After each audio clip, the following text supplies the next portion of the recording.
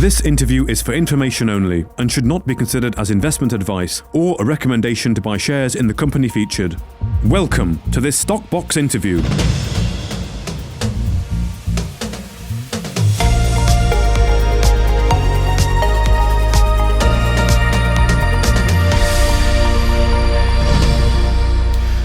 Guardian Metal Resources announces promising assay results from the first drill hole in the company's ongoing drilling campaign at the Pilot Mountain project in Nevada.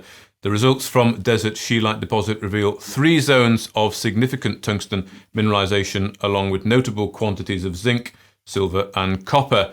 And some of the highest tungsten assay results in the project's history were reported up to 1.44% tungsten. Well, the CEO, Oliver Friesen, is joining us today to tell us a bit more. Thank you for your time. Oliver, how are you? I'm doing well, Mark. How you been? Very good, thank you. I think it was only last week that we spoke, so it's good to be speaking again so soon here. I know we talked last week about perhaps the next RNS being that first interpretation. I'm sure there's a lot more detail to come, but looking at this first bit of result here, the first official assay results announced to market here, what are your comments on it, just first of all? Yeah, I mean, I think I highlight a lot of those, the kind of the overall comments in my quote there. You know, it's a fantastic start to the program. It's, I believe, it certainly is one of the strongest intervals ever reported across the Pilot Mountain property. Even if you look at this intercept or these intercepts combined globally, very significant tungsten results here with great kickers as well. So, for one of now 20 holes we still need to report, and drilling is ongoing as well. So this is just the start here. And I've talked about how busy it's going to be this fall. And I think this highlights the fact that there's a lot going on behind the scenes. And we're going to continue to push forward over the next several months here and into the next year. Excellent. Yeah, well, we spoke about that last time. It's been over 3 months of drilling. You say you've got 21 holes. This is the first result. So presumably, yeah, as you say, another 20 to follow through as we go into to Q4 here. Just on the grades from this first hole here, Oliver. So you're looking really, from just reading the RNS there, between sort of an average of 0.37 and 0.84, with, of course, the highs there of 1.44. So could you just perhaps put that into context for people trying to understand how this fits in a tungsten resource? Is it average, above? Is it good, economical? What can we sort of say on the grades here? Yeah, so firstly, just generally speaking on the grades, the important thing just to remember here or remind listeners of is the fact that the current resource right now is defined at 12.53 million tons at 0.27% tungsten trioxide. So that's the current average of the resource that we have right now at Desert Scheelite. So what we're looking for are results that exceed that grade, obviously. But I think also more importantly, potentially, is the widths, right? Because you can have very high grade over very narrow width, but that doesn't prove a bigger resource. What we want to do here is prove there's a big resource here. There's a lot of tonnage. There's a lot of contained MTUs of tungsten. So what really kind of stood out to me from this particular hole was the widths. When you combine those 3 intervals, it's 38.7 meters of very strongly mineralized tungsten, copper, silver, and zinc. So that with this particular hole, that's what probably stood out to me was the widths that we encountered this tungsten, copper, silver, and zinc. On top of that, the intercept furthest down the hole was also open at depth. And what was sort of surprising there was visually the geologists had shut the hole down, believing there was nothing more of interest. But sure enough, those last samples returned once again very nicely mineralized intervals. So that zone, who knows how far that extends? We need to probably go back into that hole and extend that. But the widths here are fantastic, but also the grades as well. I mean, like I said, 0.26% is the current in-ground resource. So all of the intervals exceed that grade. And the zinc kicker actually really surprised me, as well as the silver. In the top interval there, the 9 meter sample, we have about 2.5% zinc, which is certainly really encouraging, including about 44 grams per ton silver. So we've always talked about this being a polymetallic deposit. Tungsten is the metal we're the most focused on. So really, at the end of the day, I want to see the widest intercepts and the best grades possible for tungsten. But the reality is, in an actual production scenario, we have the metallurgical studies that have been done, which have shown that there's, you can recover the copper, the silver, and the zinc into sellable concentrates. So those are just kickers and just kind of sweeteners, as I call them. But we're really focused on tungsten here, and the widths and the grades that we're seeing in this first hole, obviously very, very encouraging. And am I right in remembering when we've spoken before about the existing resources? You mentioned a 12.5 million tonnes at 0.27% tungsten. That was already economical as it was. Was that right? I can't say it was economical because the work wasn't done. You need to actually do an economic study to prove the economics. Okay. However, with that, but you already had the resource. I think that was maybe the thing. You already had the resource, but it's got to be proved at whether it's economical. Okay, and so anything above these existing grades is effectively good. That's where you want. That's the ballpark where you want to be. Yeah, exactly. We want to grow the resource. We want to improve the grades. And that's what we're doing here. So you look at this hole, you look at the intercepts. That's what we're doing here. Like I said, the zinc and the silver really stood out to me in this particular hole. But the reality is these skarn systems are zoned. So what that means is that if you look at the plan map and where this hole stands, as we move across the overall zone, we're going to find different areas are more copper enriched, certain areas are more zinc or silver enriched. This is more kind of tungsten silver zinc zone, which is great to see because once again, as I mentioned, we have recovery of all of these metals, and in a production scenario, all of these metals will contribute to the overall economics. Okay, good. So in terms of sort of what you'd like to see going forward, really sort of more of the same in terms of that sort of range of between 0.3, 0.8. I mean, you've obviously got the high grades as well, that 1.44. I mean, it'd be good to see if that's sort of an isolated event or whether that can be replicated across the other holes. We don't know, I suppose, at this point. Yeah, no, of course. No, the reason we highlighted those really high grades is they are some of the highest ever achieved across the property. And obviously that's important because, grade is key. So, the thing to note there is those two very high grade samples are not too far from each other. It's not like one was very high up the hole and one was further down. They're within a few meters of each other. So potentially, like you said, looking to see if that very high grade zone extends along strike or down dip, and the further drilling will help us prove that. Okay, good. And these results include those over limits that we spoke about last time. You've ran some of those over limit tests, yeah? Okay. Correct. Yeah. So if you scroll to the bottom of the RNS, you'll see an actual table breakdown, so you can see each individual assay. You'll note there that there was several over limits on the tungsten side, zinc, and then silver as well, and then lead, which was a bit of a surprise to me. But those were all over limits, and we talk about kind of the quantity of over limits for this particular hole. Okay, I do just want to show some visuals here, of course, that were in the RNS. And as you mentioned, this is from reviewing some of the historical core there, this is some of the most strongly mineralized core found to date. So before we just talk about the sort of the nice UV picture there, just looking at the map there, could you sort of illustrate whereabouts you were doing this drilling, just so we've got a geographical location? Yeah, no, of course. So if you look at the sort of the center of the map there, you can see PM 24001. It's sort of the furthest west of that cluster of drill holes in a desert scheelite. So it's sort of halfway between, I would say, kind of the eastern and western extent.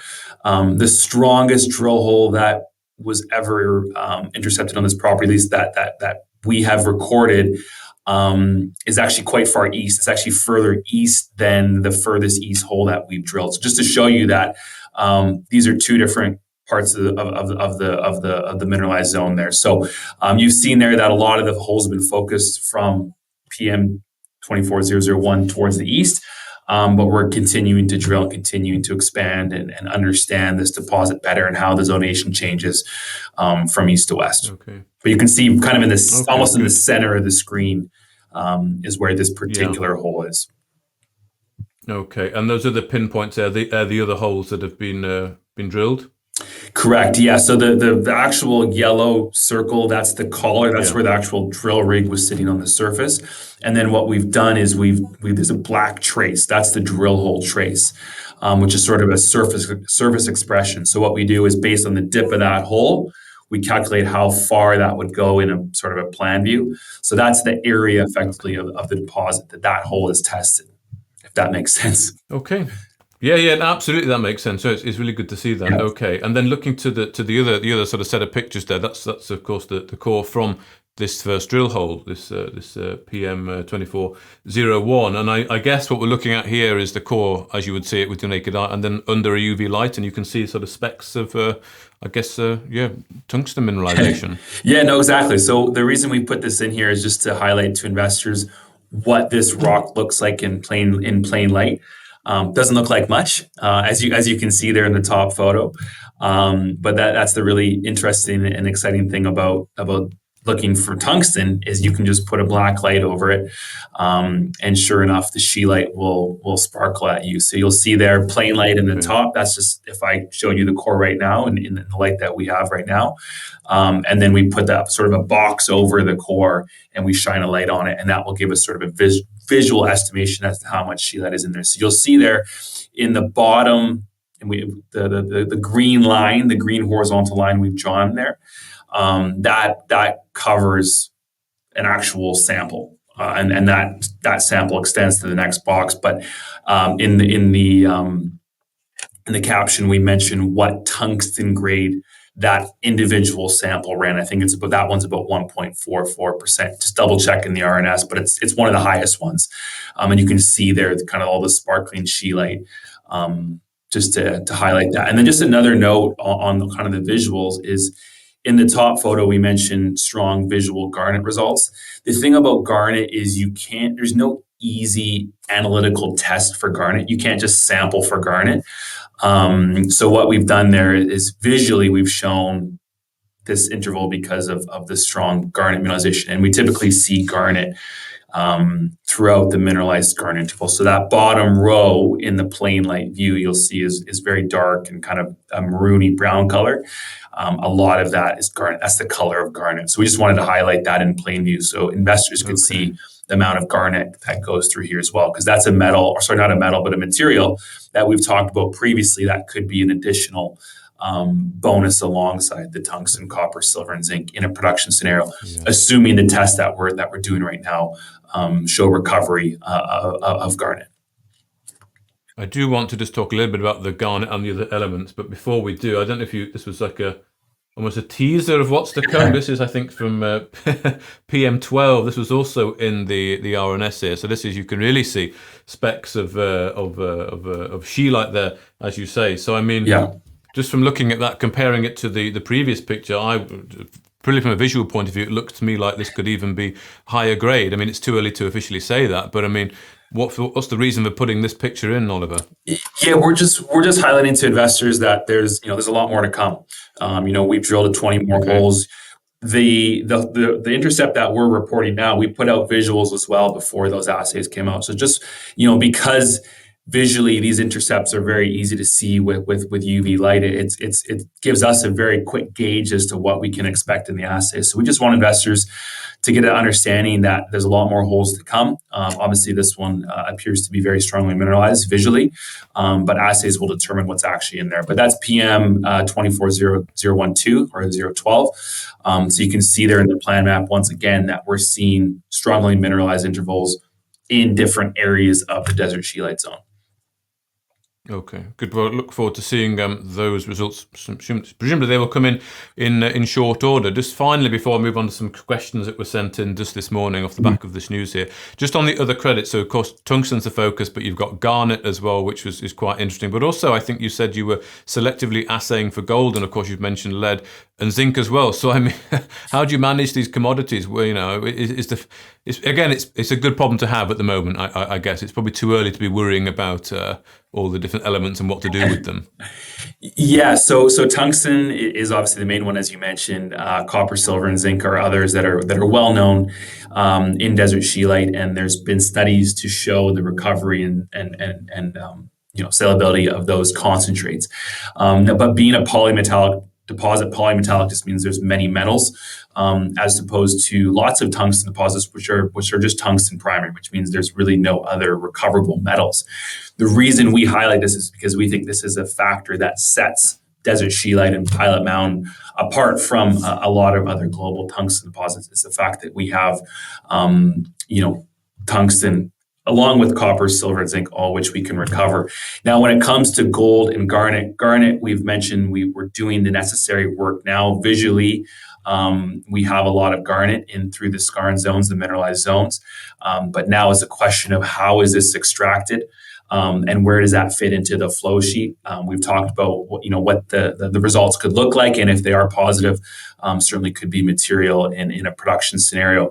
But we're looking at everything, right? At the end of the day, in a production scenario, you're going to blast all that rock. You're going to process all that rock. So if there's other metals that you can reasonably extract, that just further improves the bottom line of that deposit in that area. So gold is something that was looked at previously. There's some indications from historical reports that some of these zones do carry gold as well. There's no guarantees that is the case, but we are doing the work now. Seeing the polymetallic nature of these zones, we're now doing what's called fire assay, which will tell us how much gold is in there. So we'll see what happens with the gold front. Internally we keep expectations low, but obviously there's historical reports that have certainly alluded to the fact that there is gold there. So we'll see what comes of it. But really, as mentioned, we're focused on the tungsten and the intervals that we found today were fantastic. And then the zinc, silver, and copper are all kickers. Garnet, we're doing the work, and then gold, we're doing the work as well. Okay, good. Well, I'm sure we can talk a lot more about those different elements and which one, might be more important. But I do just want to go through some, if we can, quick fire questions, because sure. I think there's maybe 5 or 6 that came in this morning. Okay. So again, you might not be able to answer all of them, but first of all, what percentage gain roughly will this add to the resource at Desert Scheelite?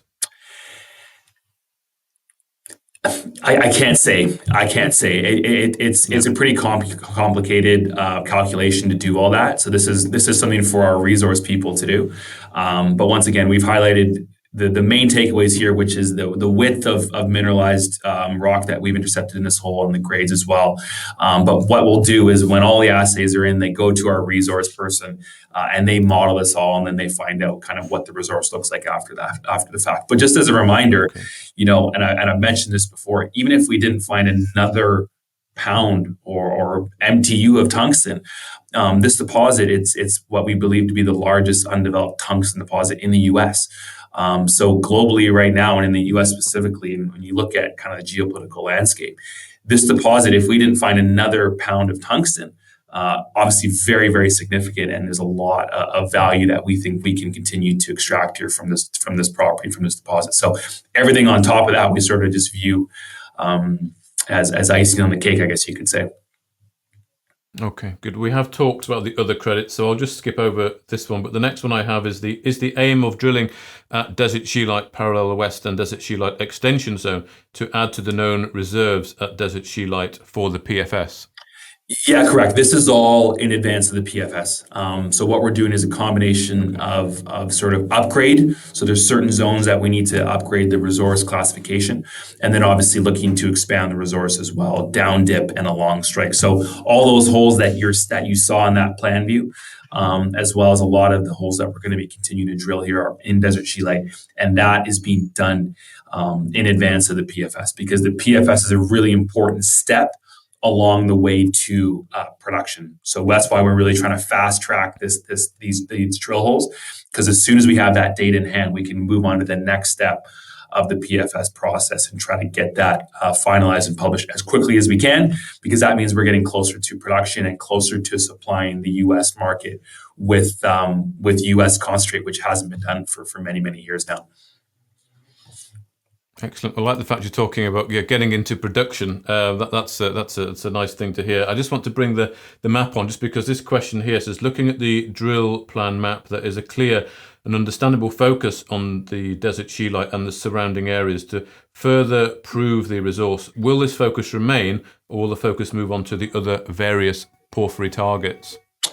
Yeah, so we're sort of adopting a balanced approach. As you can see, the majority of the holes so far are into Desert Scheelite. A lot of those holes are much shorter than some of the holes into the other targets. So for instance, the hole we announced today was about 150 meters deep. Everything is kind of very near surface. As mentioned, we want to get the desert scheelite drilling done as quickly as possible because that supports the PFS study. So that's certainly a consideration here. We've also mentioned in previous RNSs that, when it comes to the data about the other exploration targets and even the ones that we've discussed last week, Porphyry West and the North target, we've announced that we are permitting. So we've filed what's called an amendment for our notice. And there's certain drill holes into the other targets that will be included, are included, I should say, in that notice amendment. So that takes a few weeks to go through. And that means we can just kind of focus on the already permitted holes in the desert scheelite, continue hammering away at that area.